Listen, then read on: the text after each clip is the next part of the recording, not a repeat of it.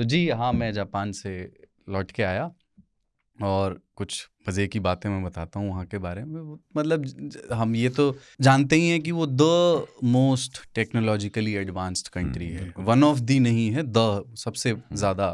और वो उनके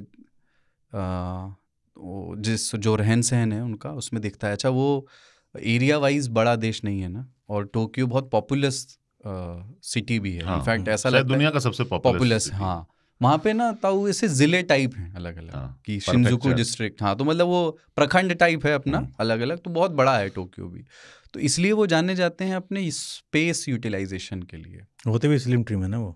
हाँ, एक तो जगह कम चाहिए रहता है। जगह कम चाहिए वहाँ, कपड़ों के साइज वगैरह भी वहाँ से लाना और यहाँ पहनना हर वो संभव नहीं है, मतलब चूंकि उनके साइजेस बहुत अलग। हमारे तो पेट में बटन दम तोड़ देगा। पर मैंने देखे उनके फ्लैट्स के साइज, उनके यहाँ जो होटल हैं वहाँ पे भी जो होटल भी छोटे छोटे, रूम साइज उतने बड़े नहीं है जैसे हमारे यहाँ ग्रैंड साइज रहते हैं उतने। वहाँ स्पेस कम है ना, कम है, सब कुछ यूटिलाइजेशन होता है। पर कुछ चीज़ों से समझौता नहीं है, जैसे कि मैंने ये पाया कि छोटे घरों में भी बाथ टब है।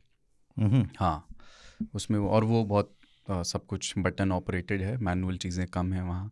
इवन जो टॉयलेट है उसमें बिडे जो है फ्लश करने का सिस्टम, और बिडे उसका टेम्परेचर सेट करने का सिस्टम, वो सब कुछ जिस फट्टे पे बैठते हैं उसका भी टेम्परेचर सेट करते हैं। सर्दियों में बहुत फायदा होता होगा। हाँ, बहुत सर्दी होती है बहुत वहाँ ना। हाँ, बर्फ पड़ती है कायदे से, और ह्यूमिड भी बहुत होता है गर्मियों में, तो दोनों ही तरह के वेदर हैं। एक अजीब सी चीज़ है, वैसे वो पूरे इस साउथ ईस्ट एशियन कंट्रीज़ में भी है कि आप वहाँ उनका ये ट्रांसपोर्ट बहुत रोबस्ट सिस्टम है। मतलब जो उन्होंने उनकी जो मेट्रो है वो अलग अलग लाइंस हैं उसकी, जैसे हमारे यहाँ रेड ब्लू ग्रीन है, वहाँ उन्होंने जगहों के नाम पे रखी है।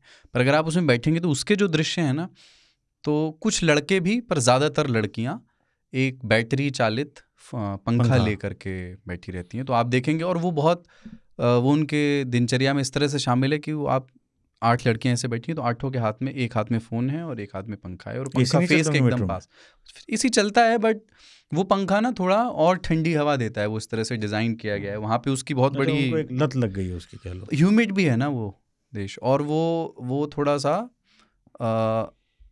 ब्यूटी प्रोडक्ट्स से आसक्ति रखने वाला देश भी है।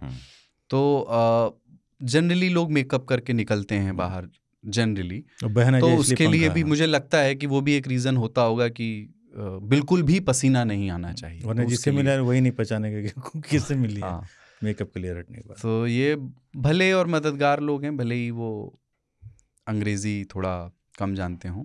और खाना थोड़ा स्ट्रगल हो सकता है शाकाहार मेरे जैसे शाकाहारियों के लिए, पर टोक्यो में बहुत बड़ी संख्या में भारतीय रेस्टोरेंट मौजूद हैं। तो बस आपको करना ये पड़ेगा कि आपको थोड़ा हो सकता है ट्रैवल करना पड़े, मतलब कि 30 मिनट चल करके जाना पड़ रहा है। वहाँ टैक्सी बहुत महंगी है, हमारी तरह नहीं है मामला, मतलब तो ऊबर या टैक्सी अगर आप करेंगे तो वो काफ़ी महंगी है। तो आप ये जो मेट्रो वाला सिस्टम है वो बहुत चीप है, वो आप इस्तेमाल करके। आप बता रहे थे वहाँ मेट्रो कार्ड से ही आप हर जगह पेमेंट कर सकते हैं। वो वैसे खानजा मोस्टली तो ऐसा है कि ज़्यादातर यूरोपियन कंट्रीज में भी हो गया है, दुनिया के ज़्यादातर शहरों में, बड़े शहरों में एक कार्ड बनाइए, एक कार्ड में पैसे डालिए, उससे सब कुछ चलता है। हाँ, मेट्रो, बस और शॉपिंग प्लाजा में आप जाके जो भी खाना पीना वो सब उसी से कर सकते हैं। मैंने लेकिन ना डार्क साइड एक्सप्लोर की, मैं उसके बारे में थोड़ी 2-3 चीज़ें। जापान का बहुत डार्क साइड। यस, तो जनरली बहुत ऐसे ना कि सकुचाए हुए से लोग हैं।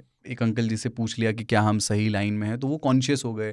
फिर वो उनके हाथ में सामान है, वो जैसे तैसे लड़खड़ाते, तेज़ चलती है उनकी मेट्रो, उठ करके रास्ता देख रहे हैं कि मैंने सही रास्ता बताया नहीं, कॉन्शियस हो गए मैं गलत ना बता दूं। इस तरह के लोग हैं भले, और हमारे कॉन्फिडेंट होकर गलत बताते हैं। हाँ फ़र्क है थोड़ा।